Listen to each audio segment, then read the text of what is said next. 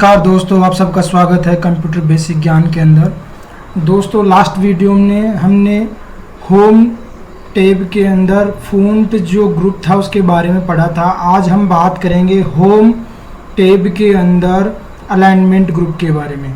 Alignment क्या होता है कि दोस्तों, हम जैसे इसमें डेटा इंसर्ट करते हैं टेबल के अंदर या रो या कॉलम्स के अंदर, तो इनमें जो इनका अलाइनमेंट होता है वर्टिकल अलाइनमेंट और हॉरिजॉन्टल। वर्टिकल अलाइनमेंट आप टॉप, मिडिल और बॉटम सेट कर सकते हैं। अगर हम हॉरिजॉन्टल अलाइनमेंट की बात करें तो वो आपका लेफ़्ट अलाइनमेंट हो सकता है। जैसे हम इस सेल में जो भी डेटा पुट करते हैं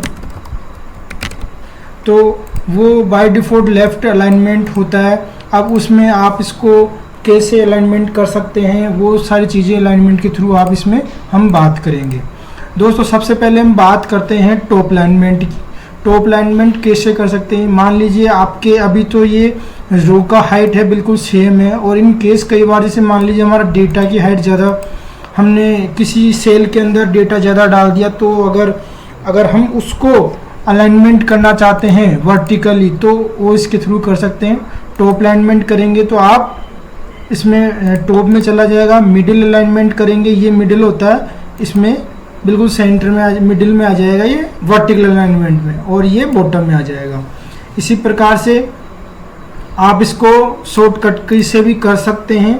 आपको सबसे पहले Alt + F4 दबाना है, नहीं sorry Alt + H, Alt + H आपको एंटर करना है। सेलेक्ट को सेल, जो भी सेल है उसको सेलेक्ट करके Alt H, उसके बाद में आपको दबाना है एक के साथ में। अगर T दबाएंगे तो टॉप में चला जाएगा। देखिए एक के साथ में A +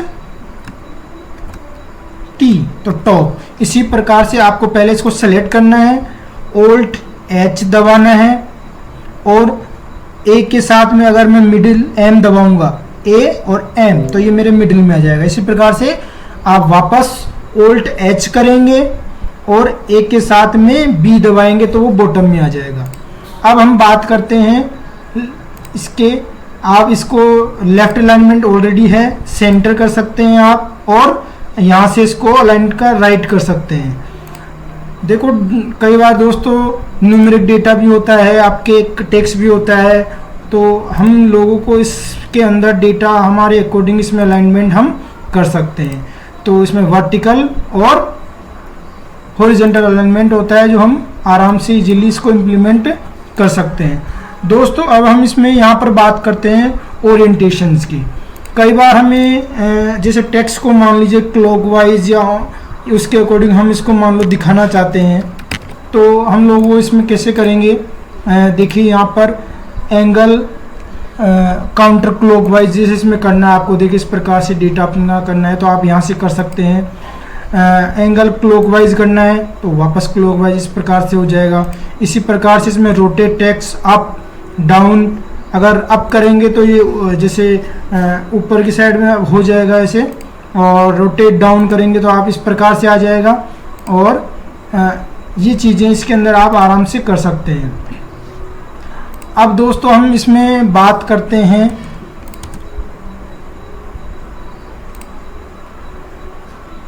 इंडेंट इंक्रीज और डिक्रीज की। देखो दोस्तों, जैसे मैं अभी यहाँ पे इस सेल के अंदर कुछ भी टेक्स्ट लिख रहा हूँ, अभी इस सेल की जो बॉर्डर है, इन बॉर्डर के मान लीजिए मुझे लेफ़्ट से स्पेस इंक्रीज करना है, तो आप यहाँ से इंक्रीज इंडेंट कर सकते हैं। और इसका जो शॉर्टकट की है कंट्रोल Alt और टैब है, कंट्रोल + Alt + टैब है। मैं देखिए यहाँ पे क्लिक कर रहा हूँ तो आप देखेंगे कि यहाँ से मेरा इंडेंट इंक्रीज हो रहा है। जो सेल की बॉर्डर है वहाँ से मेरा स्पेस इसमें इंक्रीज हो रहा है। अगर मान लीजिए इसको मुझे डिक्रीज करना है वापस, तो मैं यहाँ से इस पर, और इसका शॉर्टकट की क्या आएगा? कंट्रोल Alt Shift और टैब।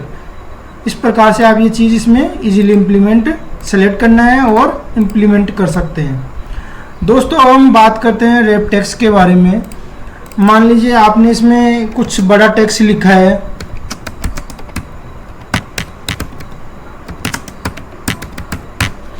और ये जो टेक्स्ट है अभी आपके मल्टीपल कॉलम्स में दिख रहा है आपको। अगर मान लीजिए आपको ये पूरा कंटेंट एक सेल के अंदर शो करना है, तो आप इसमें क्या करेंगे, रैप टेक्स्ट करेंगे तो ये सारा का सारा कंटेंट आपका एक ही सेल के अंदर दिखने लग जाएगा। देखा दोस्तों आपने ये। और अब मैं आपको जब बता रहा था कि किसी सेल में कंटेंट ज़्यादा होगा और किसी में कम होगा,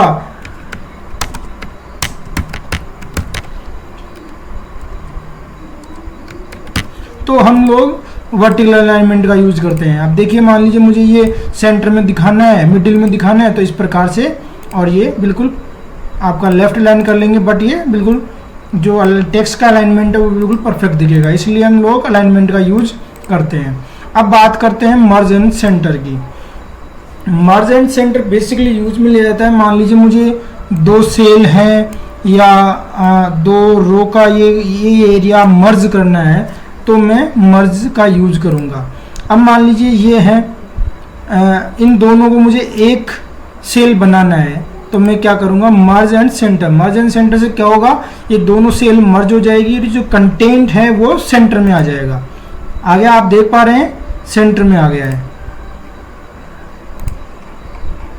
अभी हम बात कर रहे हैं मर्ज एंड सेंटर की।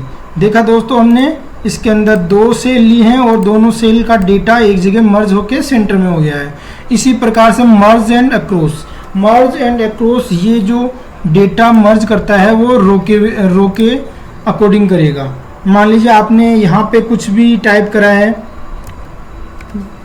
और अब आपको ये सेल ये मर्ज करनी है, तो ये रो के अकॉर्डिंग इसमें मर्ज करेगा, मर्ज अक्रॉस, यानी कि ये रो के अकॉर्डिंग इसको मर्ज कर देगा आपके। देखिए ये जो जितनी भी इस रो के अंदर जितने भी कॉलम्स थे उनको इसने मर्ज करके एक बना दिया, यहाँ पे एक सेल बना दी है पूरी। ये इस तरीके से आप इसको कर सकते हैं। अब मान लीजिए इन सभी, जैसे मान लीजिए इसके अंदर आपके 3 तो कॉलम है, 1 2 3 4 5 6 रो आ रही है। अब आपको इनका एक ही सेल बनाना है बड़ा, तो मर्ज सेल आप यहाँ से कर सकते हैं। ये देखिए एक बॉक्स बन गया है, मैं इसका यहाँ से बॉर्डर लगा के बता देता हूँ आपको। ये एक प्रकार से एक बॉक्स बन गया है। दोस्तों अभी मान लीजिए हमने हमारी रिक्वायरमेंट के अकॉर्डिंग सेल और रो कॉलम मर्ज करना तो सीख लिया, बट हमें वापस उसको अनमर्ज भी करना आना चाहिए। मान लीजिए मुझे वापस वैसा का वैसा चाहिए, तो इसको अनमर्ज सेल करेंगे तो आप देखेंगे वापस इसमें पूरा का पूरा स्ट्रक्चर वैसा का वैसा आ गया है। ये मैंने मर्ज अक्रॉस करा था, मैं इसको वापस अनमर्ज, तो ये देखिए आप वापस वैसा का वैसा स्ट्रक्चर में बन गया है। तो दोस्तों यहाँ पर हमने ये अलाइनमेंट ग्रुप देखा। अलाइनमेंट ग्रुप में top alignment, middle alignment, bottom alignment, text का align text center, right, indent, increase, decrease, wrap text और मर्ज एंड सेंटर, हमने ये सारी चीज़ें इसके अंदर देखी है।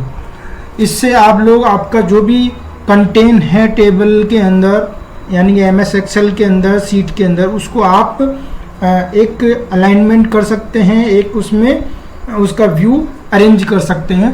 दोस्तों मैं आपसे फिर मिलूँगा एक नए वीडियो के साथ। तब तक के लिए मेरे वीडियो को लाइक करें, शेयर करें और मेरे चैनल को सब्सक्राइब करना जरूर ना भूलें। धन्यवाद, नमस्कार।